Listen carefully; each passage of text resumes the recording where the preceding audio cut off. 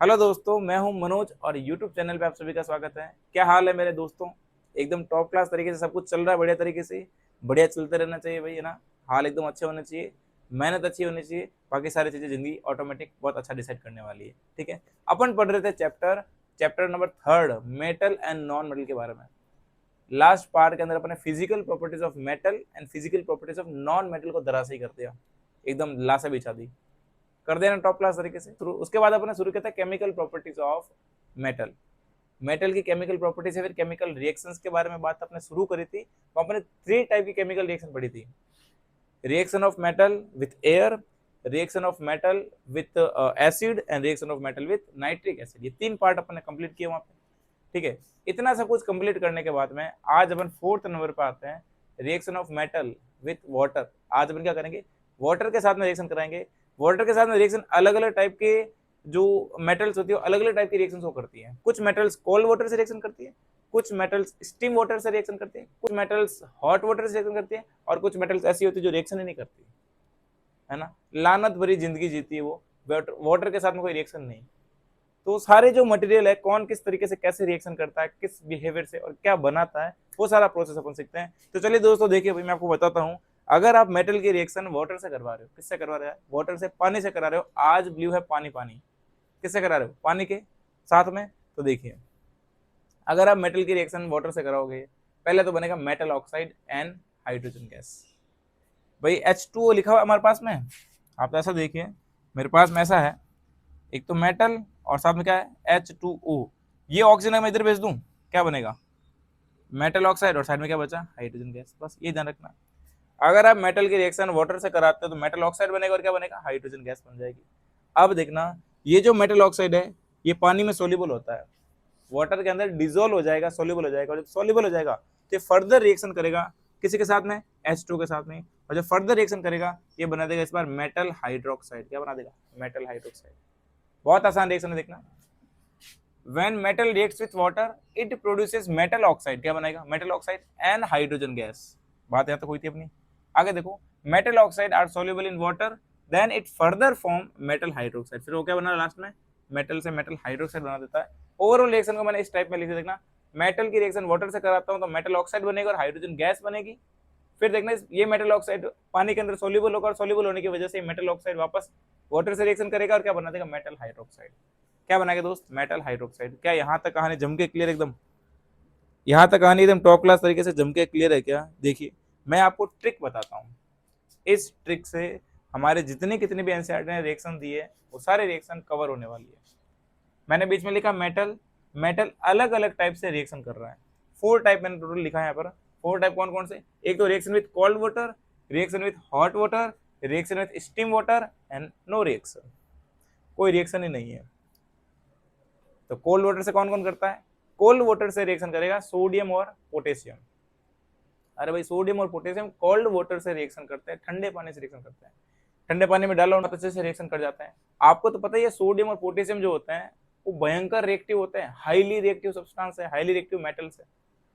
अगर आप उनको नॉर्मली अगर एनवायरमेंट में खुला छोड़ देते हो, वो आग पकड़ लेते हैं। रिएक्शन विथ एयर, एयर से रिएक्शन करके क्या कर लेंगे? वो आग पकड़ लेते हैं, उसका कंबसन हो जाएगा, बर्निंग होना शुरू हो जाते हो सोडियम और पोटेशियम।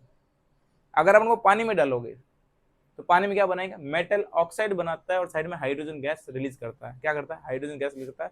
बहुत अच्छा कॉन्सेप्ट बताता हूँ।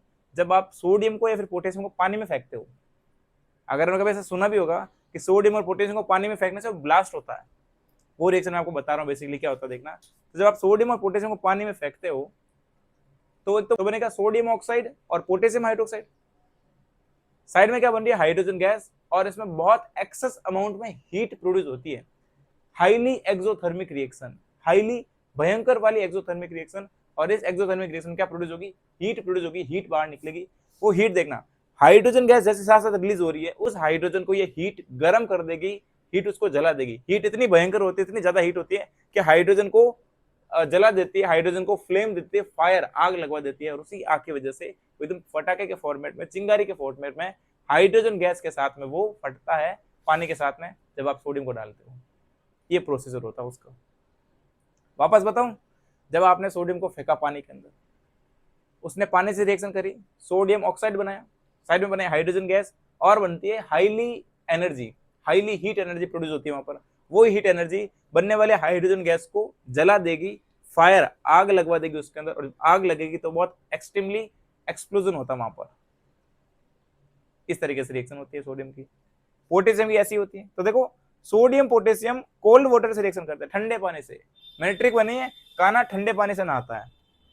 का मतलब पोटेशियम, ना का मतलब सोडियम, ठंडे पानी से नहाता है। का मतलब है भाई कि सोडियम और पोटेशियम ठंडे पानी से रिएक्शन करेंगे, काना ठंडे पानी से नहाता है। फिर देखो कैल्शियम और मैग्नीशियम की बात करता हूँ। कैल्शियम मैग्नीशियम रिएक्शन करता है हॉट वाटर से। किससे करते हैं? गर्म पानी से रिएक्शन करता है। ठंडे पानी से रिएक्शन करने की कैपेसिटी इनके पास नहीं है। सोडियम और पोटेशियम आए, बोला हम तो ठंडे पानी से भी रिएक्शन कर सकते हैं, तुम करके बता सकते हो? बोला नहीं नहीं, हमारे पास में इतनी शक्ति नहीं है, हम तो गर्म पानी से रिएक्शन करेंगे। किससे करेंगे? हॉट वाटर से, गर्म पानी से। कौन कौन करता है? कैल्शियम और मैग्नीशियम। ट्रिक बनाइए, कार में मैगी बनाओ। कार मतलब CA का मतलब कैल्शियम, मैगी का मतलब मैग्नीशियम। ठीक है दोस्त, कार में मैगी बनाओ गर्म पानी से और मैगी तैरती है। मैगी मतलब कैल्शियम और मैग्नीशियम दोनों की बात कर रहा हूँ। कार में मैगी बनाओ गर्म पानी से, कार का मतलब कैल्शियम, मैगी का मतलब मैग्नीशियम। मैगी बनाओ गर्म पानी से, रिएक्शन होगी गर्म पानी के साथ में, हॉट वाटर के साथ में, मैगी तैरती है। अरे मैग्नीशियम और कैल्शियम तैरने लग जाता है। इसका कुछ फंडा है, देखना मैं आपको बताता हूँ। ये जो कैल्शियम और मैग्नीशियम रिएक्ट करते हैं तो बनेगा क्या? मेटल ऑक्साइड और हाइड्रोजन गैस। या हाइड्रोजन गैस मेटल की सरफेस के ऊपर बुलबुलों के फॉर्मेट में, बबल के फॉर्मेट में चिपक जाती है। लेट सपोज ये हमारा कैल्शियम है, ये कैल्शियम मेटल की सरफेस है और इसके ऊपर क्या चिपक चुके हैं? इसके ऊपर क्या चिपक चुके हैं भाई? हाइड्रोजन गैस के बबल्स। ये बबल्स बताओ क्या पानी में तैरने से रोकेंगे? यस, इसको ऊपर उठा के रखेंगे, ये फ्लोट करेगा। कैल्शियम हो सकता है और मैग्नीशियम भी हो सकता है। तो कैल्शियम मैग्नीशियम फ्लोट करता है, इसलिए मैंने लिखा मैगी तैरती है। अरे आया फंडा क्लियर? तो रिएक्शन विद हॉट वाटर होती है इनकी, इनकी रिएक्शन हॉट वाटर के साथ में होती है, हाइड्रोजन गैस प्रोड्यूस होती है और ये हाइड्रोजन गैस चिपक जाने की वजह से, सरफेस से चिपक जाएगी तो वो तैरने लग जाता है, इसलिए मैंने लिखा तैरती है। सर यहाँ पर आग नहीं लगेगी? नहीं, यहाँ आग नहीं लगेगी दोस्त। देखना कैल्शियम और मैग्नीशियम जो होता है ये एनर्जी तो निकालता है, हीट तो प्रोड्यूस करता है, लेकिन ये हीट उतनी सफिशिएंट नहीं है कि आग लगा सके, हाइड्रोजन को जला सके। सोडियम पोटेशियम में क्या हो रहा था? भयंकर हीट बाहर निकल रही थी और उस हीट की वजह से क्या हो रहा था? हाइड्रोजन बर्न हो गया, जलना शुरू हो गया। लेकिन कैल्शियम मैग्नीशियम से जो हीट निकलती है वो इतनी नहीं निकलती है, उतनी सफिशिएंट हीट नहीं उसके पास में कि वो हाइड्रोजन को बर्न कर सके। अगर उतनी एनर्जी होती है इसके पास तो कैल्शियम मैग्नीशियम भी वैसे ही रिएक्शन करते हैं जैसे सोडियम और पोटेशियम करते हैं, लेकिन इनके पास में कैपेबिलिटी प्रेजेंट नहीं है मेरे दोस्त, ध्यान रखना। ये होती रिएक्शन। आगे देखो, आलू फेंक जो ना भाप से उबलेगा। अरे एल्यूमिनियम आयरन और जिंक की बात कर रहा हूँ, एल्यूमिनियम आयरन और जिंक। देखो एल्यूमिनियम आयरन जिंक, आलू फेंक जॉन, जॉन बनेगा डॉन वाला जॉन। अरे भाई आलू फेंक जॉन भाप से उबलेगा, भाप का मतलब होता है स्टीम। क्या होता है दोस्त? स्टीम। तो रिएक्शन विद स्टीम करा दो। स्टीम का मतलब क्या है? आपने वेपर बना रखी है वाटर की, उसके साथ रिएक्शन हो रही है बस। आलू फेंक जॉन भाप से उबलेगा, खत्म कहानी। स्टीम से रिएक्शन करा दो, स्टीम वाटर से। आलू फेंक जॉन, आलू मतलब एल्यूमिनियम, फेंक का मतलब फेरस और जॉन का मतलब जिंक। भाप से उबलेगा यानी स्टीम से रिएक्शन होगी, बस खत्म कहानी। अरे क्लियर यार? आगे देखिए, प्रभु क्यों आगे आऊं जब कोई रिएक्शन नहीं है? सारे आगे आ रहे हैं, मैं आगे नहीं आऊंगा। क्यों नहीं आ रहे हो? कि प्रभु क्यों आगे आऊं जब कोई रिएक्शन ही नहीं है ना? तो देखो प्रभु क्यों आगे आऊं, PbCu Ag और Au, लेड कॉपर सिल्वर और गोल्ड। प्रभु क्यों आगे आऊं जब कोई रिएक्शन ही नहीं है? नो रिएक्शन, कोई रिएक्शन नहीं करता वाटर के साथ में, कोई रिएक्टिव ही नहीं है, रिएक्टिविटी जीरो इनकी, इसलिए बोल दिया प्रभु क्यों आगे आऊं जब कोई रिएक्शन नहीं है। आई होप इस ट्रिक से सारी कहानी आपकी क्लियर हो गई है। काना ठंडे पानी से नहाता है, इसका मतलब पोटेशियम सोडियम ठंडे पानी से रिएक्शन करेंगे। कार में मैगी बनाओ गर्म पानी से, मैगी तैरती है, इसका मतलब कैल्शियम मैग्नीशियम गर्म पानी से रिएक्शन करता है, हॉट वाटर से रिएक्शन करता है, और कैल्शियम मैग्नीशियम की सरफेस पे हाइड्रोजन के बबल्स चिपकने की वजह से वो तैरते हैं। आलू फेंक जॉन भाप से उबलेगा, यानी एल्यूमिनियम फेरस और जिंक की रिएक्शन स्टीम वाटर के साथ में होती है, खत्म। और लास्ट में देखा प्रभु क्यों आगे आऊं, उसका मतलब है कि लेड कॉपर अर्जेंटम और ओरम यानी सिल्वर और गोल्ड, ये क्या करता है? ये रिएक्शन नहीं करते वाटर के साथ में। तो प्रभु क्यों आगे आऊं तो कोई रिएक्शन ही नहीं है। ये प्रोसेस क्लियर एकदम शानदार तरीके से। कुछ रिएक्शंस लिखी मैंने, वही वापस है ना, इनकी जो केमिकल रिएक्शन मैंने यहाँ लिख दी इस तरीके से, देखो भाई। तो देखो अगर आपने पोटेशियम सॉलिड में ले रखा है मेटल स्टेट के अंदर, पोटेशियम की रिएक्शन करा रहा हूँ वाटर से लिक्विड, देखो तो क्या बना? Potassium hydroxide.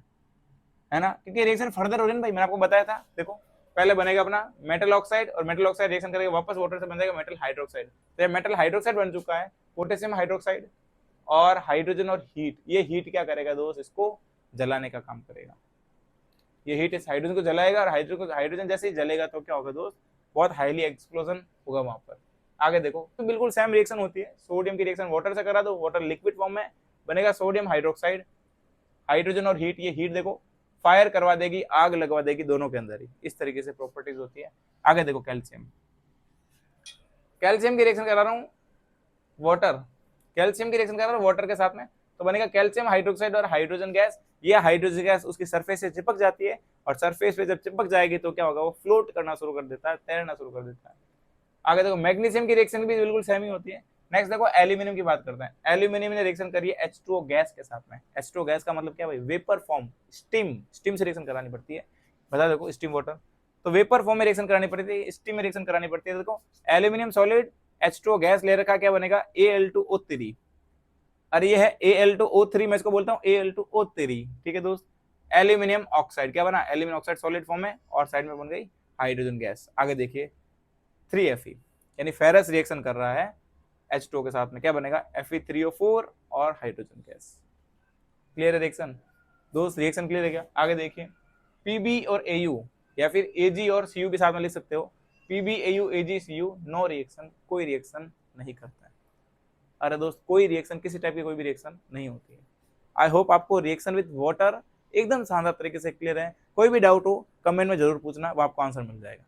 आगे देखिए दोस्त बात करते हैं एक्वारेजिया, क्या लिख रखा मैंने, इंपॉर्टेंट, अल्ट्रा इंपॉर्टेंट, भयंकर important. What is the mean of aqua regia, या फिर इसको और बोलते हैं रॉयल वाटर, रॉयल जल, रॉयल वाटर, ये क्या भाई, इसका मतलब होता है, देखना जनरल मैं आपको बताता हूँ। नॉर्मली जैसे अपने ये ओरम हो गया, प्लेटिनम हो गया, यानी अब सोना और प्लेटिनम, ये हर किसी से रिएक्ट नहीं करते हैं, बहुत ही लेस रिएक्टिव होते हैं, कम रिएक्टिव होते हैं, हर किसी के साथ में रिएक्शन नहीं करते हैं। तो जब हर किसी के साथ में रिएक्शन नहीं कर रहे तो कुछ ऐसा सब्सटेंस बना दो यार, कुछ ऐसा केमिकल बना दो चाहे ये रिएक्शन कर जाता है, ऐसा केमिकल बना, उसको बोला एक्वारेजिया। क्या बोला, एक्वारेजिया, या फिर इसको बोलते हैं रॉयल वाटर। देखना क्या करते हैं, कुछ नहीं कर रहा, फ्रेशली प्रिपेयर्ड, हाथों हाथ प्रिपेयर करते हैं, 3 मोल डालते हैं कंसंट्रेटेड HCl, और 1 मोल डालते हैं कंसंट्रेटेड नाइट्रिक एसिड। सुनना वापस, 3:1 का एक रेशियो लेना, किस किस का, HCl का और HNO3। HCl का मतलब हाइड्रोक्लोरिक एसिड, HNO3 का मतलब नाइट्रिक एसिड। अगर आपको ऐसा देखना रेशियो बता रहा हूँ, अगर आपको 3 ड्रॉप, अगर आप 3 ड्रॉप HCl के डालते हो तो 1 ड्रॉप HNO3 की डालनी पड़ती है, वो भी कौन सा, कंसंट्रेटेड हाइड्रोक्लोरिक एसिड और कंसंट्रेटेड नाइट्रिक एसिड। तो 3:1 का रेशियो लेकर कोई हाथों हाथ फ्रेशली प्रिपेयर्ड एक सॉल्यूशन बनाते हैं, एक मिक्सचर बनाते हैं, उसी को बोलते हैं एक्वारेजिया या फिर रॉयल वाटर। देखो भाई, it is freshly prepared mixture of concentrated hydrochloric acid and concentrated nitric acid in ratio of 3:1। 3 कौन है, 3 HCl वाला है, 1 नाइट्रिक एसिड है। अरे क्लियर, ये रिएक्शन कर सकता है, ये सोने और प्लेटिनम को गला सकता है, डिसॉल्व कर सकता है। मार्केट में हमारे ऐसे देखना, बताता हूँ एग्जांपल, हमारे घरों के आसपास कुछ ऐसे लोग आते रहते हैं कि आप अपने सोने का आइटम लेकर आइए, सोने की जो ज्वेलरी है वो लेकर आइए। हो सकता है कि सोने की जो ज्वेलरी होती है वो कुछ टाइम के बाद में थोड़ी सी डल हो जाती है, उसकी जो शाइनिंग है थोड़ी कम हो जाती है। तो मार्केट में कुछ ऐसे लोग आते हैं, घूमते फिरते रहते हैं घरों के आसपास, कि आप अपनी सोने की जो ज्वेलरी है वो लेके आइए, हम उसको साइन कर देंगे, चमका देंगे और ज्यादा ब्राइट कर देंगे। तो पास में एक लिक्विड होता है, लिक्विड में क्या करते हो, ज्वेलरी डालते हैं, चांदी की हो सकती है, सोने की हो सकती है, प्लेटिनम हो सकती है, उसके अंदर डालते हैं, डालेंगे कुछ थोड़ा सा मिक्स करेंगे, उसको बाहर निकाल के बढ़िया कपड़े से साफ करके दे देते वापस। घर वाले सोचते हैं भाई कि हाँ कुछ नहीं हुआ भाई, इन्होंने जैसा डाला बिल्कुल वैसा वो की वो चीज हमें वापस लौटाई है, ठीक है, तो वो चीज लौटा दी उन्होंने, तो घर वालों को सेटिस्फेक्शन रहता है भाई हाँ चोरी वगैरह कुछ नहीं हुई है। लेकिन एक्चुअल उसके अंदर चोरी हो जाती है। किस तरीके से, देखना क्या बोला मैंने अभी, देखना it can dissolve gold and platinum. तो जैसे ही उसने उस एक्वारेजिया वाले सॉल्यूशन के अंदर किसी गोल्ड को डाला, सोने वगैरह, सोने के आभूषण को, सोने के ज्वेलरी को डाला उसने, उसकी ऊपर वाले जो सरफेस थी भाई, जो गोल्ड है उसकी अपर सरफेस जो है, जो एनवायरमेंट के कांटेक्ट में होने की वजह से वो डल हो गई, कम शाइनी हो गई। जैसे ही वो एक्वारियम जाएगा वो सेड हो जाएगी, वो पूरी परत, वो पूरी लेयर नीचे की तरफ सेड हो जाएगी, उतर जाएगी। तो जो पूरी परत खत्म हो रही है ऊपर की तरफ से, एक मतलब ऐसा बोल रहा, वो पूरी परत खत्म हो रही है, वो ऊपर वाली सरफेस अब गल चुकी है, बिल्कुल नीचे की जो नई सरफेस आएगी वो शाइनी होगी, बाहर निकालेगा एकदम चमकीला दिखता है है ना। तो जो भी इसको लेडी या फिर जेंट जो करवा रहा है इसको सोचता है हाँ वाकई में बहुत अच्छा इसने करके दिखाया भाई, है ना, ये एकदम साफ करके उसने दे दिया। लेकिन एक्चुअली क्या उसके अंदर है ना, जो उसका कंटेनर था जिसके अंदर एक्वारेज भरा हुआ था, उसके अंदर गोल्ड के पार्टिकल नीचे की तरफ रह जाते हैं। फिर वो क्या करेगा, अपने घर जाएगा, उसको छान लेगा, उसको फिल्टर कर लेगा, फिल्टर करने के बाद में गोल्ड के पार्टिकल्स वो इकट्ठे कर करके रातों रात अमीर बन सकता है ना दोस्त। ये सारा प्रोसेस होता है। तो इस तरीके अगर आपको कुछ भी दिखता है तो आप बिल्कुल उसे अवॉइड करें, है ना। घर वालों को भी बता दें कि इस तरीके की चीज नहीं करनी होती है भाई, क्योंकि उसमें जो गोल्ड के पार्टिकल उस कंटेनर के अंदर ही रह जाते हैं पीछे की तरफ, तो हमारे लिए नुकसान वाली बात है। ठीक है दोस्त, ये सारा प्रोसेस होता है। तो एक्वारेज कुछ इस तरीके से रिएक्शन करता है। It is highly corrosive and fuming, highly corrosive होता है और फ्यूमिंग भी होता है। ठीक है दोस्त, ये एक्वारेज के बारे में बात अपन ने करी, तो अपन आगे और बात करते हैं। ठीक दोस्त, आगे अपन कंटिन्यू बात करते हैं। अब अपन बात करते हैं reaction of metal with other metal salt.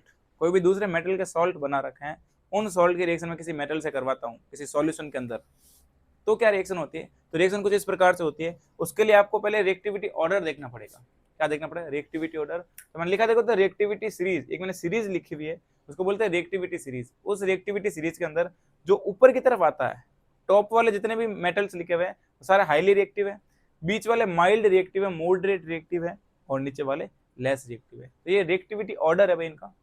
ऊपर से नीचे की तरफ जाएंगे, यानी टॉप टू बॉटम जब जाता है तो रिएक्टिविटी ऑर्डर डिक्रीज होता है, यानी ऊपर की तरफ जो मेटल्स है वो सारी हाईली रिएक्टिव है, और नीचे की तरफ मेटल सारी लोअर रिएक्टिव है। देखो जैसा लिखा हो, देखो एजी, एयू, मरकरी, कॉपर, ये सारी मैंने क्या बताया आपको। देखो एजी, एयू और कॉपर, ये तो वाटर के साथ में रिएक्शन ही नहीं करती क्योंकि लेस रिएक्टिव है।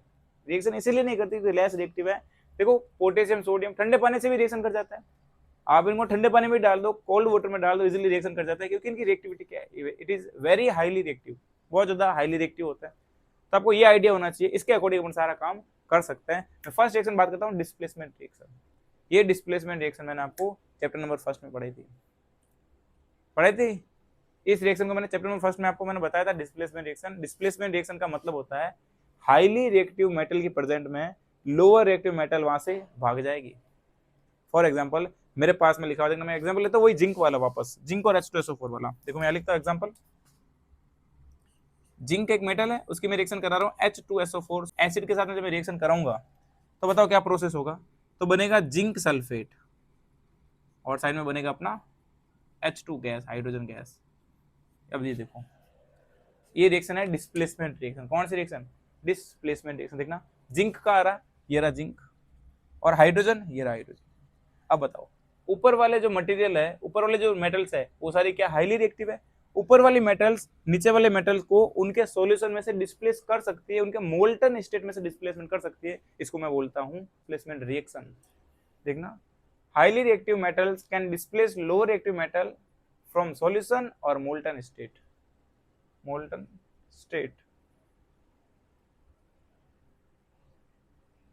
ठीक है भाई। तो सॉल्यूशन फॉर्म में से मोल्टन फॉर्म, मोल्टन का मतलब पिघला हुआ, मोल्टन फॉर्म में से वो क्या कर सकता है, इजीली उसको डिस्प्लेस कर सकता है। ऐसे रिएक्शन को बोलता हूँ डिस्प्लेसमेंट रिएक्शन। समझना, आप जितने भी ऊपर वाले मेटल्स लिखे हुए हैं वो इनके नीचे वाले मेटल को डिस्प्लेस करते हैं। जैसे पोटेशियम की बात करूं, इन सारी मेटल्स को डिस्प्लेस कर सकता है। सोडियम इन सारी को डिस्प्लेस करता है, लेकिन पोटेशियम को डिस्प्लेस नहीं कर सकता। कैल्शियम इन सारे को डिस्प्लेस कर सकता है, लेकिन ऊपर जो प्रेजेंट है हाईली रिएक्टिव उनको डिस्प्लेसमेंट नहीं दे सकता है। इस तरीके से सारी रिएक्शन की प्रॉपर्टीज होती है दोस्त, ये आपको ध्यान रखना पड़ेगा। देखो तो है ना, इस तरीके से आपको ये ऑर्डर याद रखो, ऑर्डर से सारे काम अपने होने वाला है। इसको अपन क्या बोलते हैं, डिस्प्लेसमेंट रिएक्शन। आगे देखना भाई, reaction of metal with non metal. ये आपको क्लियर है कहानी, मैं आपको बता रहा हूँ। देखो हाईली रिएक्टिव, माइल्ड रिएक्टिव और लोअर रिएक्टिव, लेस रिएक्टिव, तो ये ध्यान रखें। इनके बारे में और अपन आगे के पार्ट के अंदर जानेंगे किस तरीके से रिएक्शन होती है इनकी, है ना। अपन पढ़ेंगे occurrence of metal, earth crust जो मेटल मिलती है अकरेंस फॉर्मेट में, उसके अपन बारे में बात करेंगे। तो ये सारा एक ऑर्डर एक बार वापस अपन रिपीट करने वाले आगे के पार्ट के अंदर, ठीक है। अब अपन बात करते हैं reaction of metal with non metal. अगर आपकी मेटल की रिएक्शन नॉन मेटल से करवा दिया, समझिए दोस्त बिल्कुल आसान है। अगर आपकी मेटल की रिएक्शन किससे करवा रहे हैं, नॉन मेटल से। मेटल्स क्या करते हैं, इलेक्ट्रॉन डोनेट करने का काम करते हैं, नॉन मेटल्स इलेक्ट्रॉन एक्सेप्ट करने का काम करें। बढ़िया बॉन्डिंग होगी भाई, शानदार तरीके से बॉन्डिंग होगी। एक इलेक्ट्रॉन देना चाहता है, दूसरा लेना चाहता है, यही तो चाहिए जिंदगी में। अरे जिंदगी में क्या चाहिए भाई, यही चाहिए ना, कोई इलेक्ट्रॉन दे दे और हम ले लें, बहुत अच्छे से बॉन्डिंग हो जाएगी भाई। क्यों करते हैं इलेक्ट्रॉन को डोनेटिंग और एक्सेप्टिंग, इसीलिए करते हैं ताकि उनका ऑक्टेट कंप्लीट हो जाए। सोडियम बोलता है क्लोरीन से, सोडियम का आउटर मोस्ट शेल में 1 इलेक्ट्रॉन होता है और क्लोरीन के आउटर मोस्ट शेल में 7 इलेक्ट्रॉन होता है। सोडियम बोलता है क्लोरीन से, तू ले ले यार इलेक्ट्रॉन, तुम्हारे काम आएगा, मेरे तो किसी काम का है नहीं, मेरे तो वैसे ही ऑक्टेट इनकम्प्लीट है, जैसे ही मैं इसको बाहर निकालूंगा मेरा ऑक्टेट कंप्लीट होगा। क्लोरीन बोलता है बिल्कुल सही बात है सोडियम साहब, आपके पास एक इलेक्ट्रॉन है लेकिन मुझे एक इलेक्ट्रॉन की जरूरत है, जैसे आप इलेक्ट्रॉन अगर मुझे डोनेट करते हो मेरा ऑक्टेट कंप्लीट होने वाला है, आपका भी कंप्लीट हो जाएगा। इस तरीके से क्या करते हैं, आयनिक बॉन्ड बनाते हैं। कौन सा बॉन्ड बनाते हैं, आयनिक बॉन्ड। तो जब मेटल नॉन मेटल के साथ रिएक्शन होती है तो बनता है आयनिक कंपाउंड। क्या बनता है, आयनिक कंपाउंड, और बॉन्ड को बोलते हैं आयनिक बॉन्ड। जरूर से ध्यान रखना। देखो, when metal reacts with non metal ionic compound is form. जब मेटल नॉन मेटल से रिएक्शन करती है तो आयनिक कंपाउंड बनता है। आयनिक कंपाउंड का जो बॉन्ड होता है उस बॉन्ड को बोलता हूं मैं आयनिक बॉन्ड। क्या बोलता हूं, आयनिक बॉन्ड। याद रखिए यार, ionic, when metal reacts with non metal ionic compound is form, और आयनिक कंपाउंड में जो बॉन्ड होता है उसी को बोलता हूं ionic bond. Metal generally donates their electron, non metal generally accepts the electron. Metals अपने इलेक्ट्रॉन डोनेट करती है, नॉन मेटल इलेक्ट्रॉन को एक्सेप्ट करती है। क्यों करती है, देखना, electron donation and accept of the electron completion of their octet. ये होता क्यों है, ये होता है इनके ऑक्टेट को कंप्लीट करने के लिए। किसके लिए होता है, ऑक्टेट को कंप्लीट करने के लिए। ऑक्टेट कैसे कंप्लीट करते हैं, चलिए थोड़ा सा एक फॉर्मेट देख लेते हैं। जैसे मेरे पास लिखा हुआ सोडियम क्लोरीन, मैंने देखो एक जनरल फॉर्मूला लिखा है, ये जनरल कॉन्फ़िगरेशन। जनरल कॉन्फ़िगरेशन कैसे लिखते हैं, मैंने लिखा 2,8,8। अगर आपको कोई भी मेटल का कॉन्फ़िगरेशन लिखना 1 to 18 तक या फिर 1 to 20 तक भी लिख सकते हैं, तो कैसे लिखोगे, 2,8,8 करके लिखना पड़ेगा आपको। जितने आपके समय मैं आपको बताता हूँ, जैसे मेरे पास में कोई भी इलेक्ट्रॉन जैसे 7 है, नाइट्रोजन की बात कर रहा हूँ, तो 7 इलेक्ट्रॉन होंगे, तो कैसे लिखोगे 2,5। तो आउटर मोस्ट शेल में 5 इलेक्ट्रॉन। अगर आपके पास 9 की बात हो रही है तो कैसे करोगे, तो 2,7। तो आउटर मोस्ट शेल में 7 इलेक्ट्रॉन है। अगर आप 17 की बात कर रहे हैं तो 2,8,7। आउटर मोस्ट शेल में 7 इलेक्ट्रॉन। देखो 17 पे कौन आता है, क्लोरीन। तो क्लोरीन का इलेक्ट्रॉनिक कॉन्फ़िगरेशन क्या हो गया, 2,8,7। इसी तरीके से सोडियम का 2,8,1, क्योंकि सोडियम आता है 11 पे। अगर मैं कैल्शियम की बात करूं, कैल्शियम आता है 20 पे, तो क्या लिखूंगा 2,8,8,2। इस तरीके से सारी बात होती है दोस्त। इस तरीके से हम पता लगा सकते हैं कि आउटर मोस्ट शेल में कितने इलेक्ट्रॉन। अरे भाई 2,8,8 में डिवाइड तो कर ही सकते हैं ना, 15 हो गए, 16 हो गए, 17 हो गए, जितने भी इलेक्ट्रॉन्स होंगे इस तरीके से आप इस फॉर्मूले में भर सकते हैं। जैसे मान लिखते हैं 15 इलेक्ट्रॉन, तो क्या लिखोगे, तो 2,8,5। तो आउटर मोस्ट शेल में 5 इलेक्ट्रॉन है। ये प्रोसीजर होता सारा, ठीक है। आई होप आपको कहानी क्लियर हो रही है इस तरीके से। तो ये सारी बात हो गई भाई। तो देखो, क्लोरीन के आउटर मोस्ट शेल में 7 इलेक्ट्रॉन है, इसको कितना चाहिए भाई, इसको चाहिए 1 इलेक्ट्रॉन। और सोडियम के आउटर मोस्ट शेल में 1 इलेक्ट्रॉन है, ये इस इलेक्ट्रॉन को त्यागना चाहता है, इस इलेक्ट्रॉन को डोनेट करना चाहता है। क्या क्लोरीन इसके लिए सुटेबल सब्सटेंस बन सकता है, यस, क्लोरीन इसके लिए सुटेबल बन सकता है। रीजन, क्लोरीन को इलेक्ट्रॉन चाहिए और इसको देना है इलेक्ट्रॉन। क्या करते हैं दोनों आपस में बॉन्डिंग करते हैं। देखना, मैं बात करता हूँ वैलेंसी के बारे में। पहले number of electron required for completing there octet. किसी भी मटेरियल, किसी भी मेटल या फिर किसी भी एलिमेंट के लिए इतने इलेक्ट्रॉन, जितने इलेक्ट्रॉन रिक्वायर्ड होते हैं अपना ऑक्टेट कंप्लीट करने के लिए, उसको मैं बोलता हूँ वैलेंसी। मैं आपको वैलेंसी और कोवैलेंसी की बात मैंने आपको चैप्टर नंबर 4 में बताई थी, मैं आपको फिर बता रहा हूँ। अपना ऑक्टेट कंप्लीट करने के लिए जितने इलेक्ट्रॉन रिक्वायर्ड होते हैं, चाहे वो डोनेट करे या फिर वो एक्सेप्ट करे, उसी को मैं बोलता हूँ वैलेंसी, या फिर कोवैलेंसी भी बोलूंगा तो चलेगा। वैलेंसी बोलो या फिर कोवैलेंसी बोलो, बात तो एक ही है। तो कोई भी मेटल या फिर नॉन मेटल या फिर बोलो कोई भी एलिमेंट अपने ऑक्टेट को कंप्लीट करने के लिए, अपने ऑक्टेट को कंप्लीट करने के लिए जितने इलेक्ट्रॉन लूज करता है या फिर एक्सेप्ट करता है, वही उसकी क्या होती है, वैलेंसी या फिर कोवैलेंसी। ये होती है कोवैलेंसी। एग्जांपल के फॉर्मेट में देखिए भाई, NaCl की बात करता हूँ, तो NaCl में देखो सोडियम के आउटर मोस्ट शेल में 1 इलेक्ट्रॉन है और क्लोरीन के आउटर मोस्ट शेल में 7 इलेक्ट्रॉन है। इस 1 इलेक्ट्रॉन मैंने स्टार से डिनोट किया है, उसको मैंने डॉट से बनाया 7। अब आप लोग बताओ, ये डोनेट कर रहा है और ये एक्सेप्ट कर रहा है। मैंने आपको पहले भी बताया था कि जो डोनेट करता है उसके ऊपर पॉजिटिव चार्ज आता है और जो एक्सेप्ट करता है उसके ऊपर नेगेटिव चार्ज आता है। थोड़ी सी बात और कर लेते हैं। जैसे देख लो भाई, आपने मुझे पैसे उधार दिए, तो पैसे उधार दिए मतलब मेरे ऊपर ऋण आ चुका है, मेरे ऊपर कर्जा आ चुका है, आपका कर्जा आ चुका है। आपने दिए, इसके लिए आपके ऊपर पॉजिटिव चार्ज आएगा। मैंने एक्सेप्ट किया, इसके लिए मेरे ऊपर नेगेटिव चार्ज आएगा। इलेक्ट्रॉन में भी ऐसा ही केस होता है दोस्त। जो इलेक्ट्रॉन एक्सेप्ट करता है नेगेटिव चार्ज आता है, जो इलेक्ट्रॉन डोनेट करता है उस पर क्या आता है, पॉजिटिव चार्ज आता है। ये प्रोसीजर होता है। तो देखो, सोडियम ने इलेक्ट्रॉन डोनेट किया इसलिए सोडियम पे क्या गया, पॉजिटिव, और क्लोरीन ने इलेक्ट्रॉन एक्सेप्ट किया इसलिए इसके ऊपर क्या आ चुका है, नेगेटिव। अब पॉजिटिव नेगेटिव के बीच में तो भयंकर अट्रैक्शन होता है दोस्त, आपको पता ही है, बचपन से सीखते आ रहे हैं। पॉजिटिव और नेगेटिव तो भयंकर अट्रैक्शन होता है। जो भयंकर अट्रैक्शन होता है उसी अट्रैक्शन फोर्स को बोलता हूं मैं आयनिक बॉन्ड। क्या बोलता हूं, आयनिक बॉन्ड। वो दोनों अट्रैक्शन फोर्स से जुड़े हुए रहते हैं, उस बॉन्ड को बोलता हूं आयनिक बॉन्ड, और कंपाउंड को बोलता हूं आयनिक कंपाउंड। बेस्ट एग्जांपल याद रखना NaCl, जो जनरल सॉल्ट अपन खाने में यूज करते हैं, नमक, NaCl, वो NaCl होता है अपना सबसे बेस्ट एग्जांपल आयनिक कंपाउंड का। क्लियर, एकदम शानदार तरीके से। ऐसा मैं मैग्नीशियम क्लोराइड के साथ में भी इलेक्ट्रॉन डॉट स्ट्रक्चर बना सकता हूँ, जैसे मैं आपको बना के बताता हूँ। देखो यहाँ बता दो दोस्तों, मैग्नीशियम की इलेक्ट्रॉन डॉट स्ट्रक्चर देखिए भाई, जैसे मेरे पास मैग्नीशियम लिखा हुआ ऐसा, तो मैग्नीशियम के आउटर मोस्ट शेल में होता है 2 इलेक्ट्रॉन, तो मैंने कुछ ऐसे लिख दिया 2 इलेक्ट्रॉन स्टार से। और क्लोरीन के पता ही आपको, क्लोरीन के आउटर मोस्ट शेल कितना होता है भाई, 7 इलेक्ट्रॉन, इवन 7 बना दे इधर भी, और इधर भी बना दूंगा 7 इलेक्ट्रॉन।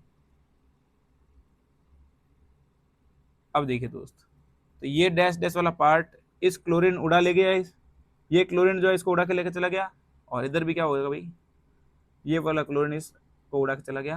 कंपाउंड बनता है मैग्नीशियम क्लोराइड MgCl2। कौन सा कंपाउंड है, आयनिक कंपाउंड है। बॉन्ड कौन सा है, आयनिक बॉन्ड है। तो इस तरीके से इलेक्ट्रॉन डॉट स्ट्रक्चर चाहे आपको मैग्नीशियम क्लोराइड की दे दे, सोडियम क्लोराइड की दे दे, आप इजीली बना सकते हो। ये प्रोसीजर होता है। अब देखिए दोस्त, आगे अपन बात करते हैं। और आयनिक कंपाउंड क्या होता है, बताया अपन ने कि मेटल और नॉन मेटल की रिएक्शन से जो कंपाउंड बनता है उसी को बोलते हैं आयनिक कंपाउंड। बॉन्ड को बोलते हैं आयनिक बॉन्ड। अब आयनिक कंपाउंड की क्या फिजिकल प्रॉपर्टीज होती है, तो बिल्कुल आसानी से बताता हूँ। सारी चीजों को देखिए, कुछ प्रॉपर्टीज मैंने लिखी यहाँ पर, सारी इंपॉर्टेंट है, देखना। इट इज सॉलिड और hard because of strong attraction force. ये सॉलिड होता है और हार्ड भी होता है। आप नमक याद रखो, नमक जो घरों में नमक यूज करते हैं भाई, जब बिना पिसा हुआ जब नमक होता है वो हार्ड होता है और सॉलिड होता है, सॉलिड स्टेट में, और हार्ड होता है नहीं होता है हार्ड, यस बिल्कुल। तो जो हार्ड होता है इसलिए इसका बोला due to strong attraction force, strong attraction force की वजह से क्या होता है, वो सॉलिड और हार्ड होता है। First concept clear. सेकंड देखिए, ब्रिटल इन नेचर, नेचर में ब्रिटल होता है, इजीली अगर उसके ऊपर प्रेशर अप्लाई करोगे, प्रेशर से उसको क्रश करना चाहोगे, इजीली क्रश हो जाएगा, टूट जाएगा, छोटे छोटे पीसेस के अंदर वो डिवाइड हो जाता है। तो brittle in nature and break into pieces when pressurized them, या फिर उसके ऊपर जब प्रेशर अप्लाई करते हैं, उसको प्रेशराइज करते हैं, उसको प्रेशर लगाते हैं, टूट जाएगा वो छोटे छोटे पीसेस के अंदर। नेक्स्ट देखो, मेल्टिंग पॉइंट और बॉइलिंग पॉइंट हाई होता है इसका। मेल्टिंग पॉइट भी हाई है, बॉइलिंग पॉइंट भी हाई है। क्यों, इसको पिघालने के लिए और बॉइल करने के लिए ज्यादा एनर्जी की रिक्वायरमेंट होती है। आप तो मुझे इतना बताओ, नमक याद रखो, नमक NaCl याद रखो, NaCl को क्या आप पिघाल सकते हो, सॉलिड फॉर्म में, क्या उसको मेल्ट कर सकते हो, मेल्ट करने के बाद क्या उसको आप बॉइल कर सकते हो। बहुत ज्यादा हाई टेम्परेचर चाहिए, कम अराउंड 900 डिग्री सेल्सियस के आसपास टेम्परेचर चाहिए NaCl को मेल्ट करने के लिए या फिर बॉइल करने के लिए। तो बहुत ज्यादा हाई टेम्परेचर होता है, बॉइलिंग पॉइंट मेल्टिंग पॉइंट बहुत ज्यादा हाई होता है। क्यों, इनको पिघालने के लिए और बॉइल करने के लिए हाई एनर्जी की रिक्वायर होती है। तो एनर्जी जितनी दोगे तब ये बॉइल होगा और मेल्ट होगा। अब देखो, ionic compound are soluble in water. NaCl पानी में घुलता है नहीं घुलता, NaCl पानी में घुलता है भाई, NaCl पानी में डिजोल्व हो जाता है तो सोल्यूबल होता है। ठीक है, एक बढ़िया कॉन्सेप्ट बताता हूँ, बहुत अच्छा कॉन्सेप्ट बताता हूँ आपको लास्ट के अंदर, इंपॉर्टेंट करना है इस कॉन्सेप्ट को। देखो, बिल्कुल बहुत अच्छी बात कह देना, it show conductivity in liquid and molten state.